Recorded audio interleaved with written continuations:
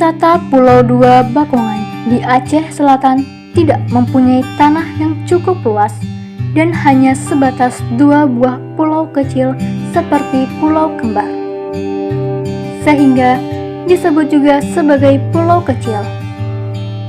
Walaupun ukuran dari pulau tersebut sangat kecil, namun menyimpan suatu kisah rakyat di balik keindahan alam yang sangat menakjubkan. Pulau Dua ini masuk ke dalam salah satu destinasi wisata di Aceh Selatan yang memiliki pesona pantai yang begitu eksotis. Pulau ini berada di Kecamatan Bakongan Timur atau sekitar 45 km dari Tapatuan, ibu kota Kabupaten Aceh Selatan.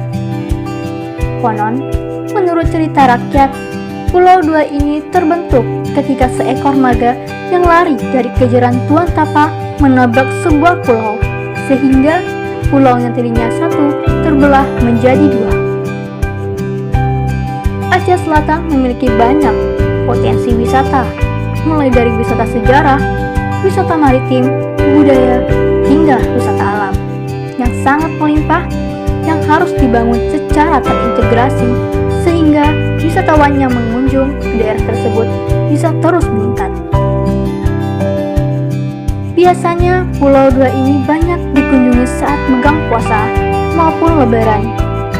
Tak hanya itu, banyak juga orang yang ingin menikmati waktu malam di Pulau Dua dengan para sahabatnya.